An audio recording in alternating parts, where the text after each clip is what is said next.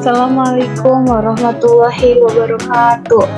Selamat siang teman-teman. Pertama-tama marilah kita panjatkan puji syukur kehadirat Allah Subhanahu wa taala karena telah memberikan rahmat sehingga kita dapat berkumpul di ruang Zoom ini. Perkenalkan, nama saya Lisa Handayani dengan nomor 01221132 yang bertugas sebagai moderator dalam diskusi materi Mari Bersama Memahami dan Menghindari Bahaya Narkoba. Adapun anggota kelompok saya yaitu Elsha, Nadira, Hanif, Zahra. Baik teman-teman, langsung saja kita mulai ke sesi yang pertama adalah pembukaan. Sebelum itu, marilah kita mengucapkan basmalah bersama-sama. Bismillahirrahmanirrahim. Selanjutnya, sebutkan nama masing-masing. Dari siapa dulu nih?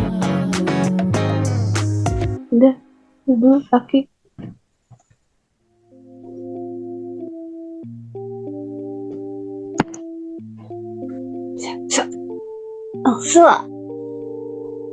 Elsa lu. Saya Elsha Putri Zahra dengan NIM 0122111160. Perkenalkan, nama saya Zahra Syanti dengan NIM 011222131123. Ulang recordnya itu tadi.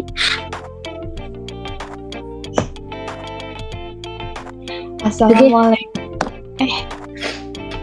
Kenapa lagi? Kenapa sih ya?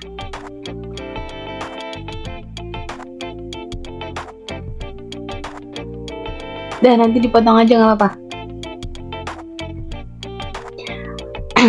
Assalamualaikum warahmatullahi wabarakatuh. Selamat siang teman-teman. Pertama-tama, marilah kita panjatkan puji syukur kehadirat Allah Subhanahu wa taala karena telah memberikan rahmat sehingga kita bisa dapat berkumpul di ruang Zoom ini.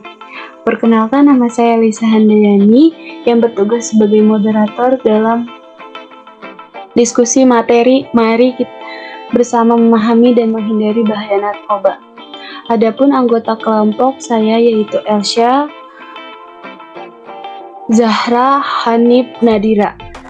Baik teman-teman, langsung saja kita mulai ke sesi yang pertama. Sebelum adalah pembukaan. Sebelum itu mari kita mengucapkan bismillah bersama-sama. Bismillahirrahmanirrahim. Selanjutnya disebut nama masing-masing. Perkenalkan, nama saya Lisa Handayani sebagai moderator dengan NIM 01221132. Perkenalkan, nama saya Elsha Putri Zahra dengan NIM 0122111160. Perkenalkan, nama saya Zahra Syanti dengan NIM 0122111123. Perkenalkan, nama saya Fatih Muhammad Hanif dengan nomor NIM 0122111112. Perkenalkan, nama saya Nadira Riadatul Ais, NIM saya 0122111145. Selanjutnya penyampaian materi, saya persilahkan untuk Elsha materi yang pertama.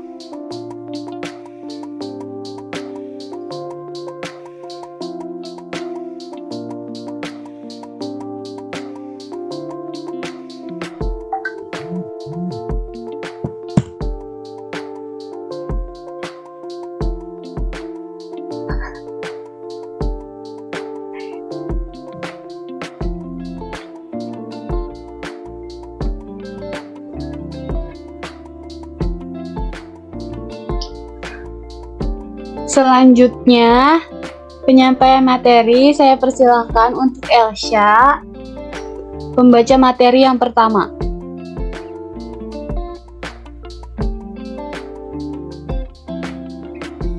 Kita perlu mengetahui apa itu narkoba dan apa fungsi sebenarnya dari narkoba.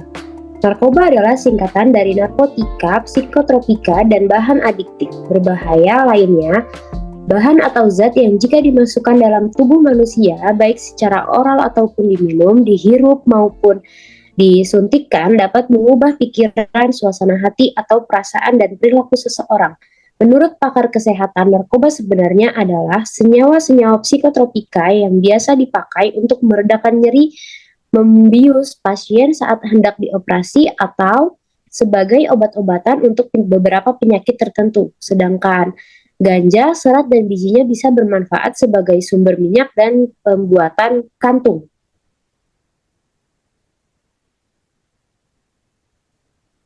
Jenis-jenis narkotika. Narkotika dibagi menjadi beberapa golongan. Golongan yang pertama adalah narkotika yang paling berbahaya. Daya adiktifnya sangat tinggi. Golongan ini digunakan untuk penelitian dan ilmu pengetahuan. Contohnya seperti ganja, heroin, kokain, morfin, dan opium. Untuk narkotika golongan 2 adalah narkotika yang memiliki daya adiktif kuat, tetapi bermanfaat untuk pengobatan dan penelitian. Contohnya petidin, benzalidin, dan betametadol. Narkotika golongan 3 adalah narkotika yang memiliki daya adiktif ringan, tapi bermanfaat untuk pengobatan dan penelitian. Contohnya kodein dan turunannya. Jenis-jenis psikotropika. Psikotropika juga dibagi menjadi beberapa golongan. Golongan pertama, dengan adanya daya adiktif yang sangat kuat, belum diketahui manfaatnya untuk pengobatan dan sedang diteliti. Khasiatnya, contohnya MDMA, LSD, STP, dan ekstasi. Psikotropika golongan kedua adalah psikotropika dengan gaya adiktif kuat serta berguna untuk pengobatan dan penelitian, contohnya amfetamin, metamfetamin, dan metakualon. Golongan 3 adalah psikotropika dengan daya adiksi serta berguna untuk pengobatan dan penelitian, contohnya seperti lumibal, buprenorphina, dan plenitazepam. Golongan keempat adalah psikotropika yang memiliki daya adiktif ringan serta berguna untuk pengobatan dan penelitian. Contohnya adalah ditazepam, BK, mogadon, dumolit, dan diazepam. Bahan adiktif berbahaya lainnya adalah bahan-bahan alamiah, semi-sintetis maupun sintetis yang dapat dipakai sebagai pengganti morfina atau kokain yang dapat mengganggu sistem syaraf pusat.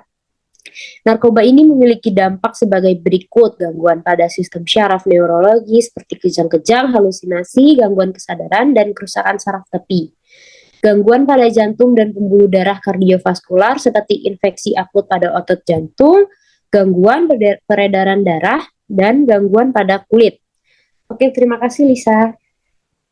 Oke, terima kasih pembicara 1 penyampaian materinya. Selanjutnya akan disampaikan oleh pembicara 2 untuk materinya. Dipersilahkan kepada Zahra. Dampak penyalahgunaan narkoba. Dampak pada fisik. Yang pertama, gangguan pada sistem saraf, neurologis, kejang-kejang, halusinasi, gangguan kesadaran, dan gangguan saraf tepi. 2. Gangguan pada jantung dan pembuluh darah, infeksi otot jantung, dan gangguan peredaran darah. Yang ketiga, gangguan pada kulit, eksim, akse, dan alergi pada sampai benana-nana. 4. Gangguan pada paru-paru, penentangan fungsi pernapasan, kesudaran pernapasan, dan pergeseran jaringan paru-paru. Yang kelima, penurunan fungsi hormon reproduksi, gangguan fungsi seksual, dan tidak haid. Yang keenam, sakit kepala, mual, muntah, demam, dan pengecilan hati. 7. Jika penggunaan jarum akan menyebabkan penularan virus HIV dan hepatitis. Yang kedelapan, overdosis hingga kematian. Yang kedua, dampak pada psikis. Yang pertama, gelisah, tegang, lamban, dan ceroboh. 2. Hilang kepercayaan diri, apatasi, penghayal, penuh kecurigaan. Yang ketiga, agitatif, ganas, dan tingkah laku yang brutal. Yang keempat, mudah berbohong, mudah tersinggung, malas, pemarah. Yang kelima, bicara tidak jelas, melantur, jam tidur tidak teratur. Yang keenam, sulit konsentrasi dan merasa tertekan. Yang ketujuh, cenderung menyakiti diri, merasa tidak aman, bahkan sampai bunuh diri. Dampak pada sosial. Yang pertama, gangguan mental. Dua, antisosial. Ketiga, dikuncilkan masyarakat. Yang keempat, merepotkan dan menjadi beban untuk keluarga. Yang kelima, pendidikan terganggu. Dan enam, masa depan menjadi suram.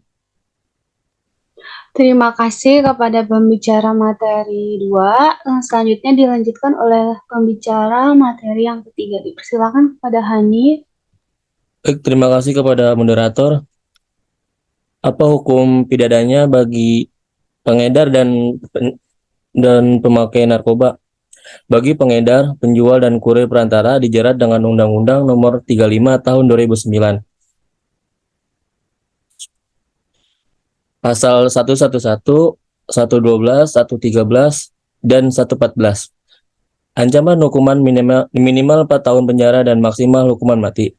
Menurut putusan Mahkamah Konstitusi, penerapan sanksi pidana mati bagi pelaku tindak pidana narkotika dinyatakan tidak melanggar HAM karena pelaku sudah melanggar HAM orang lain. Hal tersebut telah diatur dalam KUHP pasal 10 dan tidak bertentangan dengan UUD 1945 ataupun International Covenant on Civil and Political Rights. Sementara bagi pemakai atau pengguna juga dapat jeratan hukum pidana ancaman UU nomor 35 tahun 2009 pasal 126 yaitu menjalani rehabilitasi atau maksimal 4 tahun penjara. Adanya rehabilitasi bagi pecandu sesuai dengan ketentuan World Health Organization PBB yang menyatakan bahwa kecanduan narkoba merupakan penyakit kronis kambuhan yang masih bisa dipulihkan. Baik, terima kasih. Terima kasih kepada pembicara materi 3. Selanjutnya dilanjutkan oleh kepada pembicara materi 4. Dipersilakan kepada Nadira. Baik, salah satu bentuk kenakalan remaja yang paling mengkhawatirkan adalah penyalahgunaan narkoba. Penyalahgunaan adalah orang yang menggunakan narkotika tanpa hak atau melawan hukum. Ketika seseorang melakukan penyalahgunaan narkotika secara terus-menerus, maka orang tersebut akan berada pada keadaan ketergantungan atau kecanduan baik secara fisik maupun psikis.